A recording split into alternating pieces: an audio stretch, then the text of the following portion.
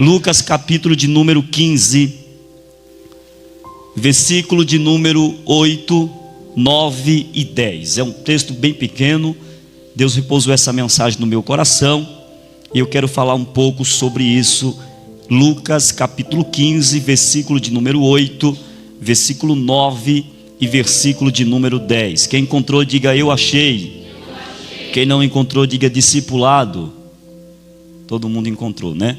Diz assim: ou qual a mulher que tendo 10 dracmas, se perder uma dracma, não acende a candeia e varre a casa e busca com diligência até achar, e achando-a convoca as amigas e vizinhas, dizendo: alegrai-vos comigo, porque já achei a dracma perdida. Assim vos digo que há alegria diante dos anjos de Deus por um pecador que se arrepende. E você diz: podeis assentar. Queridos e amados irmãos, o texto bíblico que nós acabamos de ler é um texto conhecido pelos irmãos de Cós Salteado. O capítulo 15 do Evangelho de Lucas é tido como a galeria das parábolas do resgate de Deus para o pecador. Existem no capítulo 15 3 parábolas que representam o amor de Deus, o resgate de Deus pelo pecador. Existe aqui 3 perdas e 3 resgates muito importantes, que simboliza de modo simbólico a ação de Deus para resgatar o pecador do lamaçal do pecado. A primeira parábola é a parábola que nós conhecemos como a parábola do pastor, que tinha 100 ovelhas, mas que perde uma. A segunda parábola é a parábola que nós acabamos de ler, conhecida como a parábola da dracma perdida. A terceira parábola é conhecida como a parábola do filho pródigo. Essas 3 parábolas, elas estão encaixadas na tríplice do resgate de Deus para com o pecador. Na primeira parábola, nós temos ali uma perca de 1%. O pastor tinha 100 ovelhas e ele perdeu uma. Na segunda parábola, nós temos uma perca de 10%. A mulher tinha 10 dracmas e perdeu uma. E na terceira parábola, nós temos uma perca de 50%. O pai tinha 2 filhos e perdeu um dos seus filhos. Porém, o que nós achamos nesse texto, ou no capítulo 15, é que mediante a perca e o resgate, a festa no final tem a mesma intensidade de todas as outras. A mesma festa que o pastor dá quando encontra a ovelha que se perdeu, é a mesma intensidade da mulher quando encontra a dracma também que se perdeu. E é a mesma intensidade do pai que se regozija com seu servo e com aqueles que estão sobre a sua casa, quando o filho tem a intenção de voltar para o convívio do pai. Mas o que mais me chama a atenção entre essas 3 parábolas é que as 2 primeiras parábolas, Jesus está falando para este grupo de pessoas, ou as 3 parábolas, conhecida como os escribas e também os publicanos, os fariseus e os pecadores. Na verdade, Jesus expressa essas parábolas para o grupo dos publicanos e para o grupo dos pecadores. Mas existia também no meio desse público um outro grupo chamado de fariseu. Quando você lê o início do capítulo 15, você vai entender que os únicos grupos que estão ali para ouvir a palavra de Deus e aquilo que Deus tinha para determinar eram os publicanos e os pecadores. O terceiro grupo, chamado de fariseu, eles não estavam ali para ouvir, eles não estavam ali para entender, eles não estavam ali para prestar atenção naquilo que Jesus tinha para ensinar. Eles estavam ali para observar, a fim de encontrar em Jesus alguma falha, algum erro na mensagem pregada por Jesus.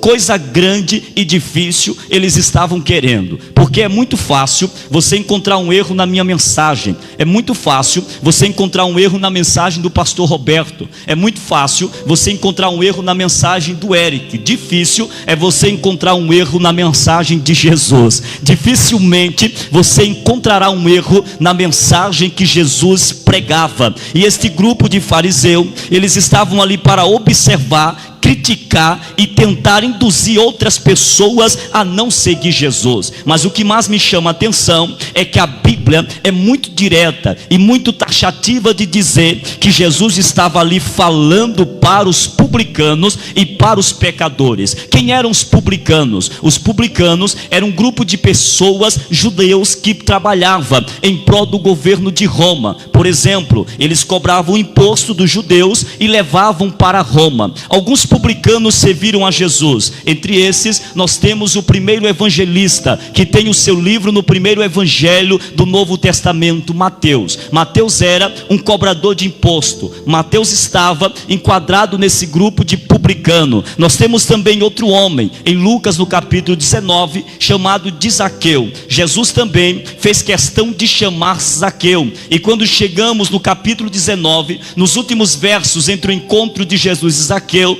a mensagem de Jesus para Zaqueu é: o Filho do Homem veio buscar aquele que se havia perdido. Tal expressão de Jesus para ele era dizendo que Zaqueu havia se perdido no meio da sua caminhada, no meio do seu percurso como um verdadeiro judeu. E quando eu falo que Zaqueu, ele era um verdadeiro judeu, a expressão foi de Jesus quando disse: este também é filho de Abraão. Ou seja, ele faz parte da linhagem de Abraão, ele é descendente de Abraão. Um dia esteve presente na sinagoga, participou dos cultos, porém se perdeu no meio da sua trajetória. Repare que as duas primeiras parábolas, Jesus fala de possibilidades de perca, mas na última parábola, Jesus fala na prática de uma perca. Parece-me que Jesus, ao falar com os publicanos e para os pecadores, Jesus está tentando explicar o que seria o resgate de Deus, ou a importância com que Deus dá de resgatar aquele que se havia perdido. Quando eu digo que é uma possibilidade, é porque quando nós lemos a primeira parábola, a partir do versículo 4 do capítulo 15, Jesus diz: que homem dentre vós, tendo 100 ovelhas e perdendo uma delas, não deixa-o no deserto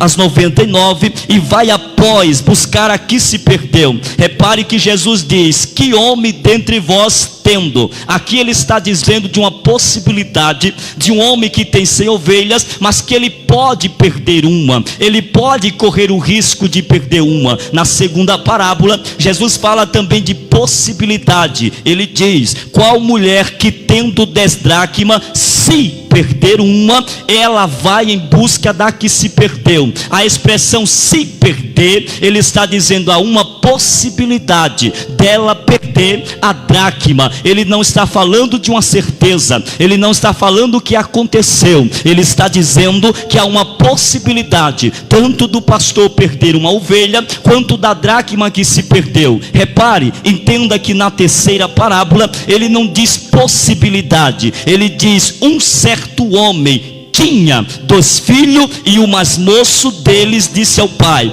pai, dá-me parte da minha herança. Agora não é possibilidade, agora é escolha concreta daquilo que se quer. Quando eu leio essas 3 parábolas, o meu coração se regozija, porque tanto o pastor, quanto a mulher e o pai representam Deus, e tanto a ovelha, a dracma e o filho pródigo representa a mim e a você. Então a expressão de Jesus aqui é: pode acontecer de alguém vir para o aprisco e para os cuidados do bom pastor, que é o Senhor, pode se perder. Repare que quando Jesus foi falar acerca dos discípulos, ele disse: pai, nenhum dos que me desse eu perdi, a não ser aquele que é chamado filho da perdição. Jesus está dizendo: houve uma possibilidade e Judas se perdeu, mas os outros que o Senhor me deu, nenhum desses eu perdi. Eu estou falando de homens pecadores, de homens com falha, de homens com defeito, mas Jesus disse: se veio a mim, eu não lanço fora, eu não perco eles, eu cuido deles e não vou perder ele. Na dracma perdida é a mesma coisa. Então aqui 2 ambientes diferentes: cuidado do pai e casa de Deus. A ovelha perdida se perde no campo, aos cuidados do pastor. A dracma se perde dentro de casa. Mas o filho pródigo não. O filho pródigo diz assim: eu não me perdi, eu tomo a escolha de se perder. Eu estou convicto de sair, eu estou convicto de ir embora, eu estou convicto de pegar a parte da minha herança e ir para fora fora da casa do pai. Na ovelha, o pastor vai em busca. Na dracma, a mulher vai procurar. Mas no filho pródigo, aonde ele escolheu, aonde ele decidiu, o pai disse: não mova um passo, não saio do lugar que eu estou. Se ele saiu, ele tem que voltar. Se ele escolheu ir embora, ele tem que escolher voltar para a casa do pai. Um dia eu encontrei um homem e ele disse para mim: pastor, no dia que Deus quiser, ele vai me levantar, porque está escrito: 7 vezes cairá o justo e Deus o levantará. Não, está escrito: 7 vezes cairá o justo e ele se levantará. Não é Deus que vai buscar ele, é ele que diz: levantar-me-ei e irei ter com meu pai e voltarei para a comunhão. Se perder nos cuidados do pastor, ao lado do pastor, o pastor vai em busca, o pastor procura, o pastor resgata. Se perder dentro de casa, aí sim também Deus vai procurar, vai levantar, vai avivar, vai resgatar. Agora, se disser eu saio, Deus olha do céu e disse: eu te espero. Você volta com as suas próprias pernas, você escolheu sair da minha presença. Agora, o que eu quero focar aqui nessa noite não é a simbologia somente do pai, ou muito menos a simbologia da dracma, da ovelha ou do filho pródigo. Eu quero focar nessa noite com os irmãos sobre as 3 ações que gerou avivamento na vida daquele que se perdeu. Vou repetir para você não esquecer: as 3 ações de Deus que gera avivamento na vida daquele que se perdeu. E eu vou te dizer de antemão, eu estou diante de pessoas aqui dentro, que estão dentro de casa, que até já deram glória a Deus, mas que se encontram perdidas, não sente a presença, não se envolve na presença. E Deus está dizendo: hoje eu vou te resgatar de volta à essência e vou trazer um avivamento sobre a sua casa, sobre a sua vida. Eu encontro essas 3 ações de Deus quando eu leio, por exemplo, a partir do verso 8, quando a Bíblia diz que Jesus, olhando para eles, disse: e qual a mulher que tendo 10 dracmas, se perder uma dracma, não acende a candeia? Me permita falar para você, antes de falar da primeira ação, o que é uma dracma? Uma dracma era uma espécie de moeda de prata, diferente do denário. A dracma era uma moeda de prata que equivalia a um dia de serviço. Logo nós entendemos que a mulher possuía 10. Se ela tinha 10, equivalia a 10 dias de serviço. Há duas linhas de pensamentos concernente ao que seria estas dracmas que estavam com esta mulher. A primeira, eles dizem que essas dracmas eram um depósito, uma economia, uma poupança que essa mulher adquiriu e ela estava guardando, preservando consigo. Mas há também uma outra linha de pensamento que diz que essas dracmas fazia parte de um dote em que esta mulher recebeu do seu noivo, do seu futuro esposo, em que ela se casaria. Eu, no meu pensamento e no meu entendimento, eu fico com a opção 2. Eu creio que esta mulher, ela tinha um dote de um casamento e um compromisso com o noivo, que ela estava vinculada a se casar. Por quê? Porque a iniciativa de buscar, a iniciativa de procurar, a iniciativa de se dedicar e buscar incansavelmente por aquela que se perdeu, dá-se a entender que o propósito era muito maior do que o que nós pensamos. Então eu creio que ela tinha um dote. Toda vez que uma judia, eu já falei aqui outras vezes, recebia um dote de um casamento, ela pegava esse dote, essas moedas de prata, e ela fazia uma espécie de tiara e colocava na sua cabeça. Algumas delas não fazia tiara, ela fazia uma espécie de colar e colocava no seu pescoço. Repare que sempre o dote estava no pescoço ou na cabeça. Repare que o dote sempre estava da parte do ombro para cima. Quando nós lemos a Bíblia Sagrada, a Bíblia diz na carta aos Efésios que Cristo é o cabeça da igreja. Então o vínculo ali de compromisso era com o noivo, era com Cristo, era com Todo-Poderoso. E quando ela perde a dracma, ela diz: eu não posso perder a minha identificação com o noivo, eu não posso perder a minha responsabilidade, o meu compromisso com o noivo. E a Bíblia diz que esta mulher, quando ela perde a dracma, que simboliza aqui na parábola o próprio Deus que vai buscar o pecador, a Bíblia diz que a primeira coisa que a mulher faz é acender a candeia. A primeira coisa que essa mulher faz é acender a luz. E quando nós lemos a Bíblia, desde o Antigo Testamento, toda vez que Deus se deparava com um problema, toda vez que Deus se deparava com uma situação que saiu do controle do homem, que havia um problema, Deus fazia acender-se a luz. Por exemplo, a Bíblia diz no livro de Isaías, capítulo 60, levanta-te e resplandece, porque já vem a sua luz, e a glória do Senhor vai nascendo sobre ti. Repare que a glória vem, mas vem com a luz acesa. Vou repetir, repare que a glória vem, mas vem com a luz acesa. Com luz apagada não tem glória, luz acesa tem glória de Deus. Em Gênesis no capítulo 1, versículo 3, a primeira coisa que Deus disse: haja luz. Depois ele foi e criou todas as coisas que você conhece. Em Lucas capítulo de número 2, versículo de número 9, os anjos aparecem para notificar o nascimento de Jesus, e eles vêm com resplendor de luz, e a Bíblia diz que ali eles estavam mostrando a glória de Deus. Quando Deus foi falar com Saulo, que estava perdido e era um problema para a igreja, a Bíblia diz que resplandeceu uma grande luz. Era um problema que Deus tinha que resolver, então ele foi e acendeu a luz. Em João capítulo 8, versículo 12, a Bíblia define quem é essa luz. Jesus abriu a boca em alto e bom som e disse: eu sou a luz do mundo, e quem me segue não andará nas trevas, mas terá a vida eterna. Quem disse foi Jesus: eu sou a luz do mundo, quem me segue não anda nas trevas, mas passou para a vida eterna. Esse dia eu vi um filósofo fazendo um podcast, e ele chamou outros filósofos e disse: me explique o que é a vida. Um disse: não sei. O outro disse: não tenho como explicar. A Bíblia explica. Jesus disse: eu sou o caminho, a verdade, e eu sou a vida.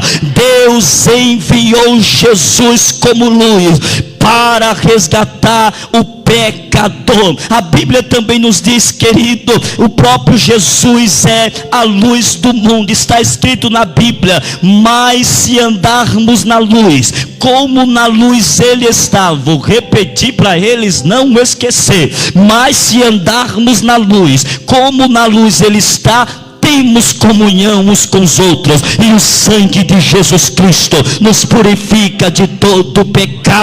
Quer sair do pecado, quer sair da impureza, venha para a luz. A luz continua sendo Jesus de Nazaré. A luz continua sendo o Cordeiro de Deus que tira o pecado do mundo. A luz continua sendo o Filho de Deus. Pode não gostar, mas ele é a luz do mundo. Pode não engolir, mas ele é a luz do mundo. Pode até brincar com ele na passarela do carnaval, mas ele continua sendo a luz do mundo. Ninguém consegue apagar a intensidade do brilho da luz do Todo-Poderoso.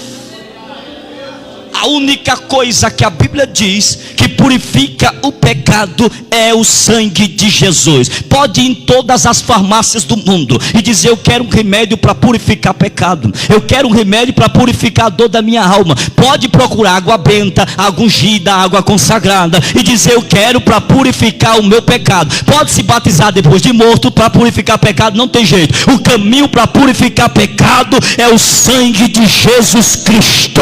É o sangue de Jesus Cristo que purifica todo tipo de pecado. Palavra coach não resolve, mensagem para maciar o ego não resolve. Continua sendo o sangue de Jesus que purifica o pecado. Tem uma frase em nosso meio que nós não se ouvimos mais, mas me permita te dizer: há poder no sangue de Jesus. Há poder no sangue de Jesus. O poder não está na pregação que o pregador prega eloquente. O poder não está na gravata dele. O poder não está no terno dele.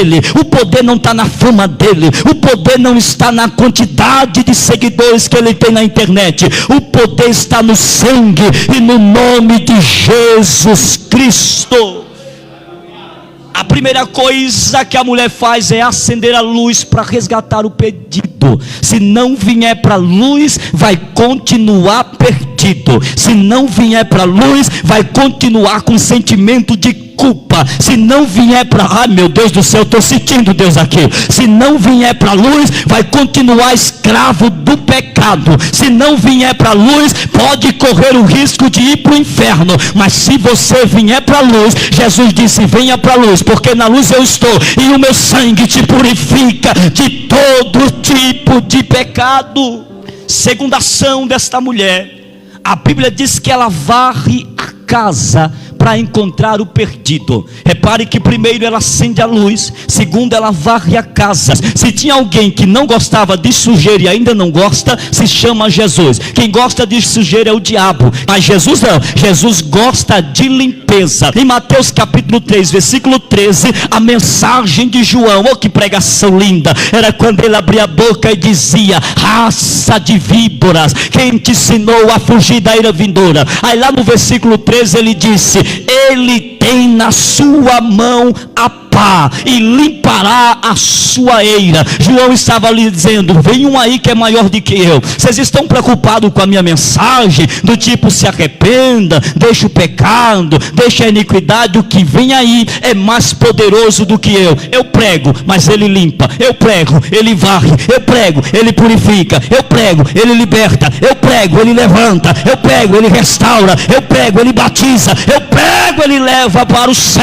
A pá está nas mãos dele, o machado está nas mãos dele, e a vassoura dele está aqui nessa noite dizendo: eu vou te limpar nesse negócio e vou derramar o meu espírito sobre a sua vida.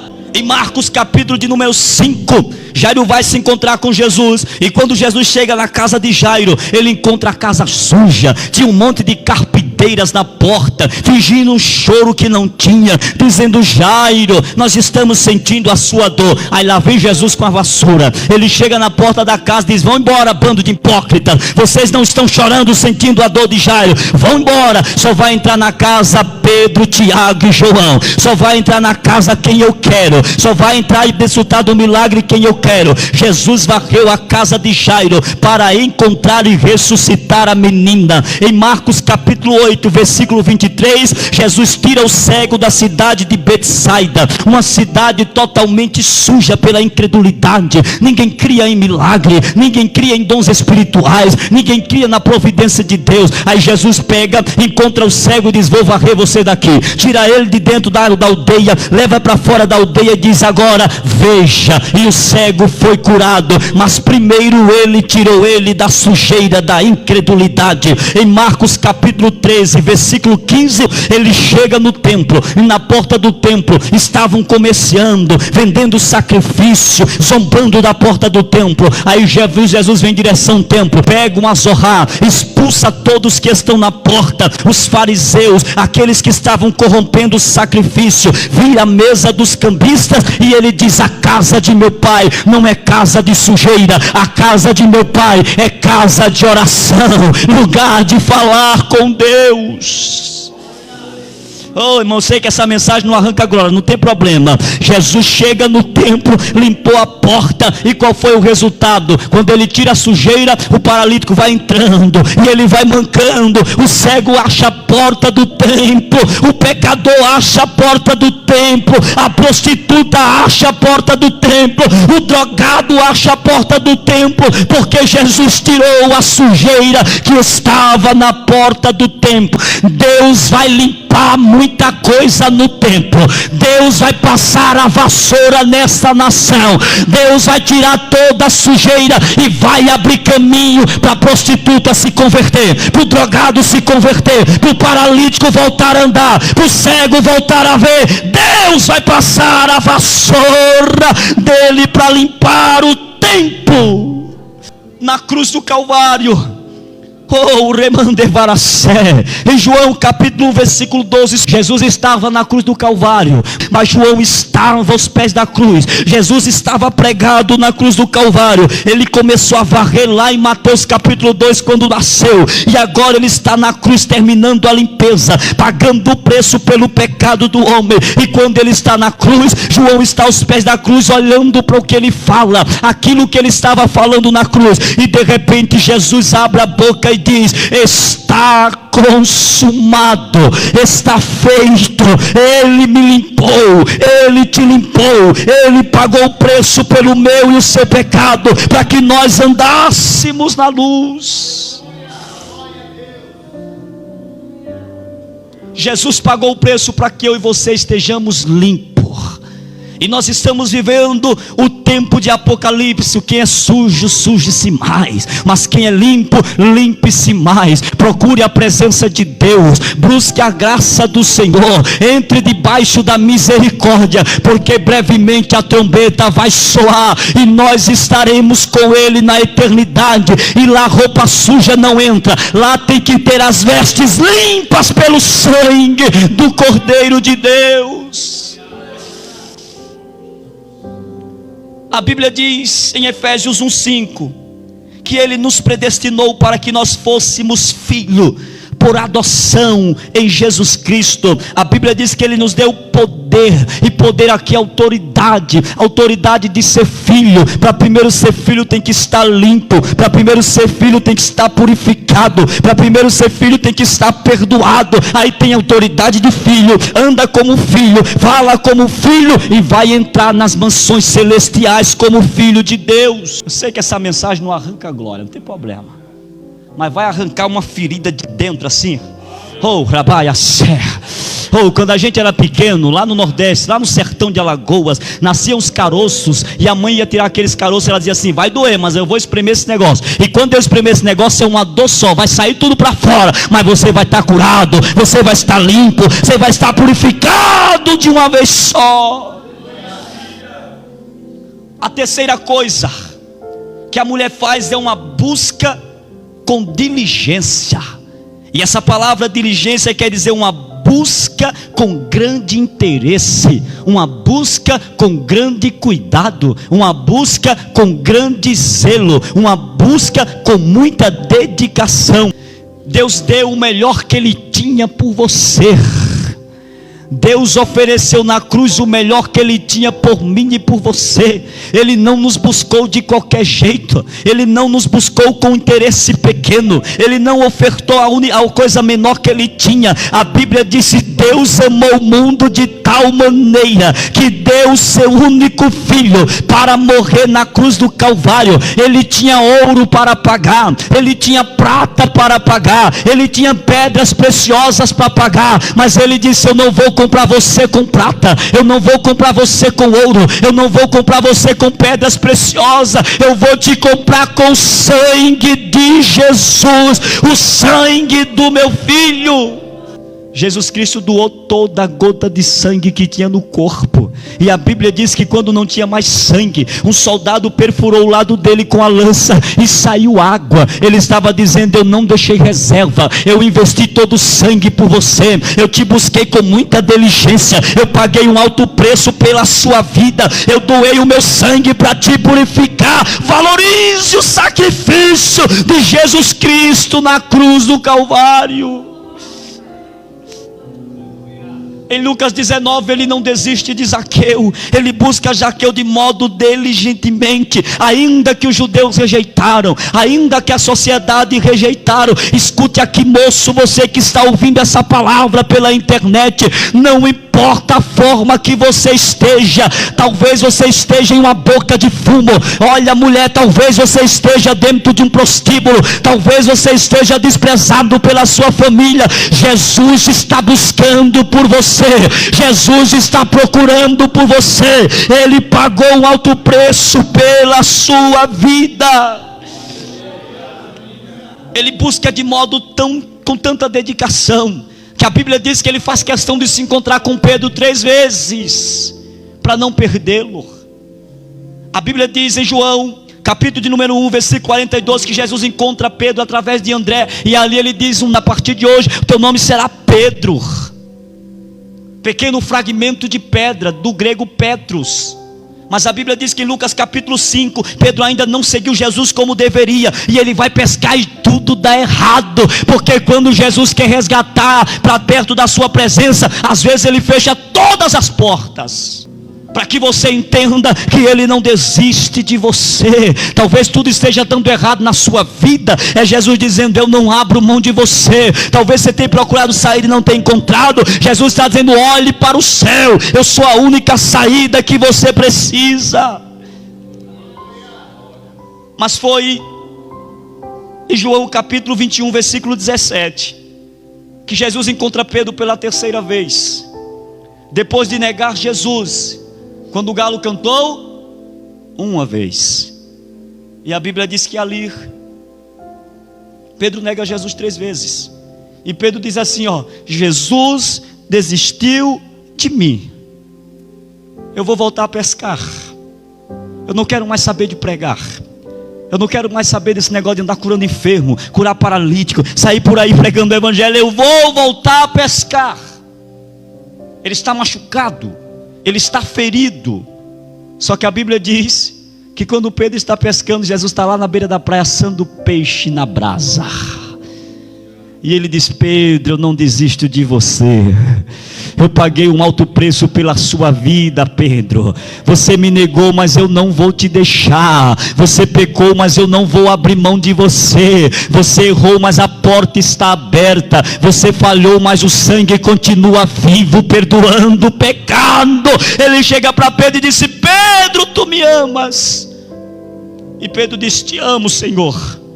E Jesus diz: Pedro, tu me amas? E Pedro diz: te amo, Senhor. Jesus diz: Pedro, tu me amas?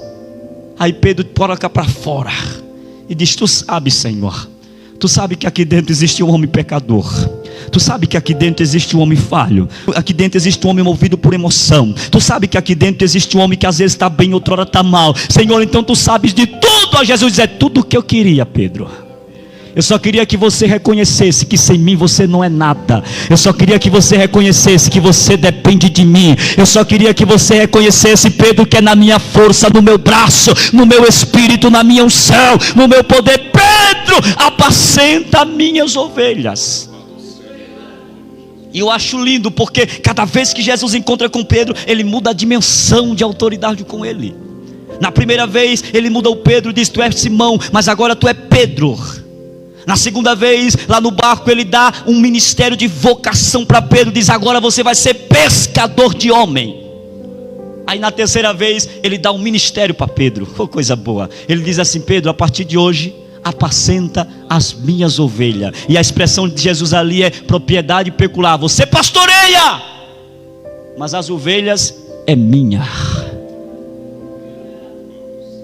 Remindar fulminácia.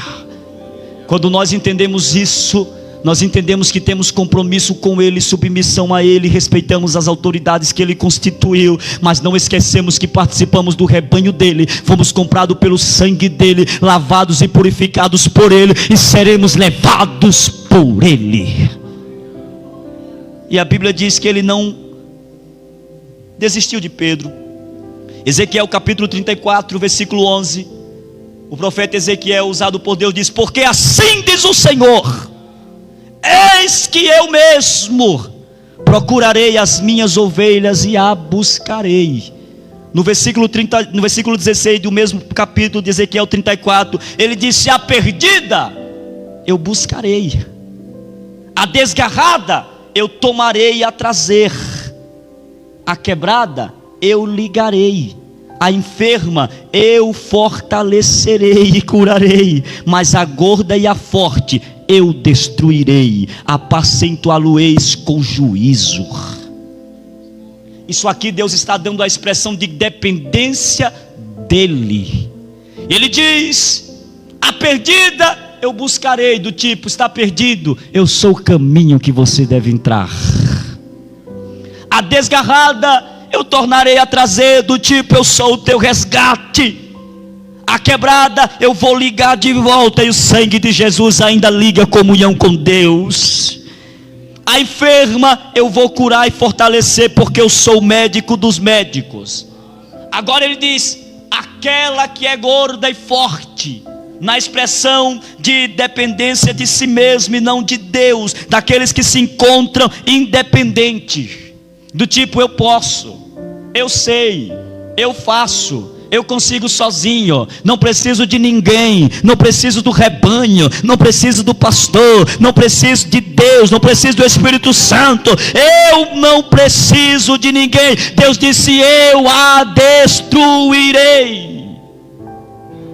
Agora, para aquele que diz: Senhor, eu sou fraco, ele diz: eu sou forte com você. Eu estou perdido, Senhor, ele diz: eu sou o teu caminho. Eu estou enfermo, ele diz: eu sou a tua cura. Eu sou fraco, ele diz: eu vou te fortalecer. Nós dependemos da graça e do sangue de Jesus Cristo para ser salvos. Não importa a forma que você esteja, se você se colocar na dependência de Deus hoje, Ele vai restaurar a sua vida, vai te perdoar, vai te purificar e vai te unir de volta à comunhão com o Senhor. Parece que eu vejo Deus procurando alguém aqui nessa noite. Oh, eu estou sentindo o Espírito Santo bradando dentro de mim: diga para a minha igreja, o Pai está à procura dos verdadeiros adoradores que adorem o Pai em espírito e em verdade.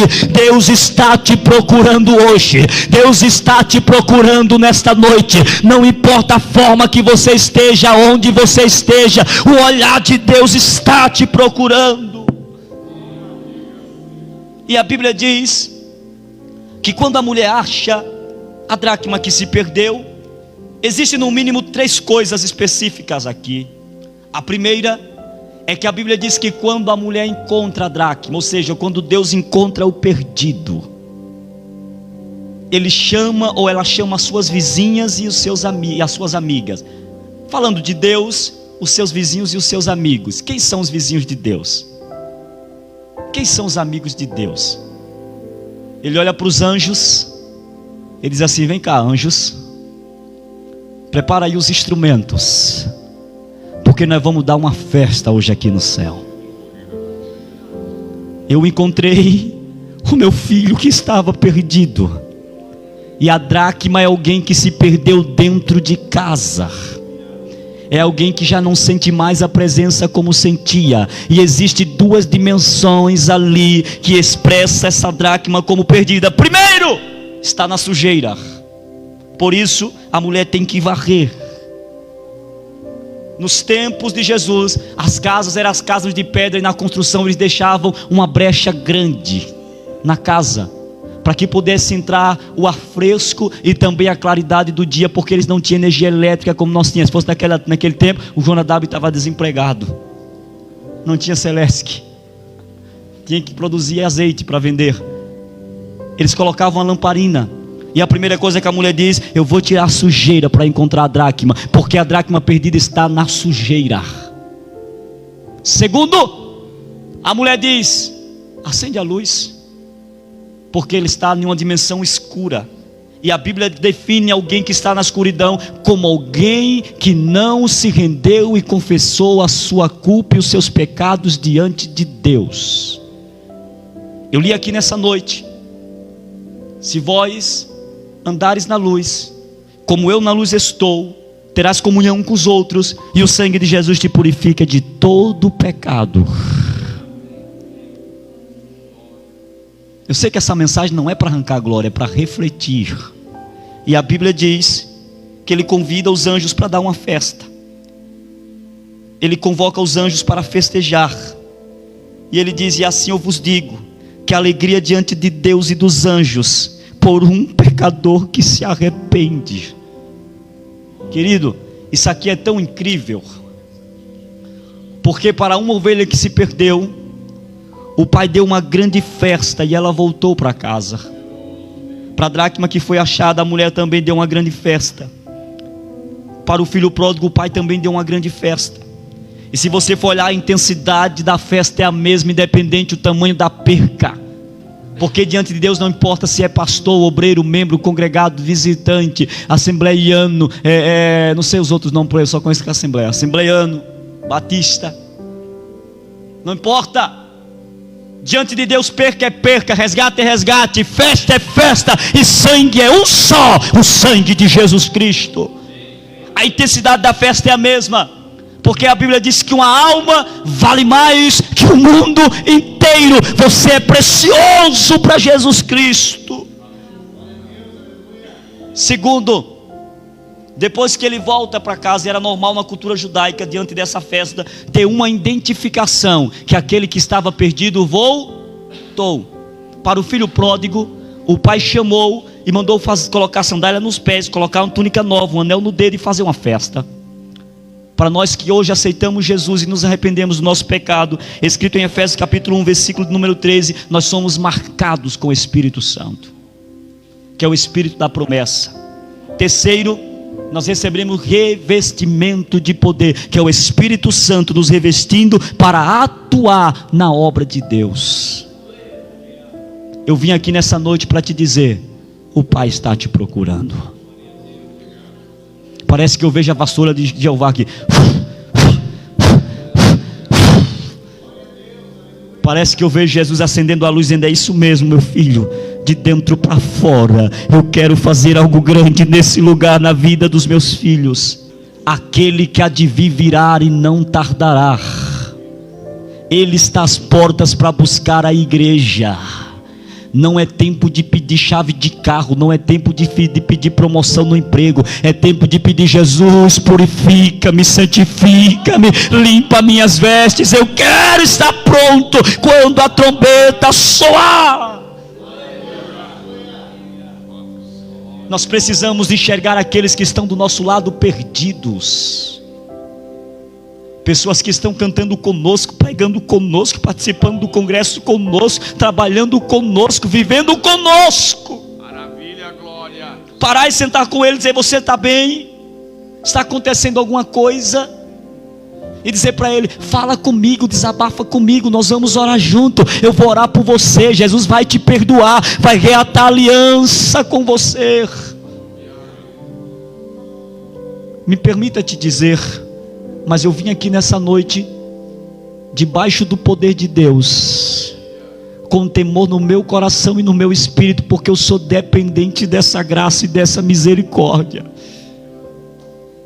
para te dizer para você, querido, não é tempo de brincarmos. Ouça esse alerta em nome de Jesus. Não é tempo de brincarmos. Avivamento é vida na presença de Deus e não barulho distante dele. Avivamento não é barulho distante, é vida perto do Espírito Santo de Deus. Eu quero orar por você nesse momento. Eu não vou te pedir para vir aqui à frente. Aí mesmo onde você está, o Pai está te procurando. Lance as suas culpas agora diante de Deus. Se você não estiver conseguindo resolver esses teus conflitos internos, que Satanás está te acusando, dizendo que você não é digno, a Bíblia diz: confessai as vossas culpas uns aos outros e orai um pelos outros, para que sarareis.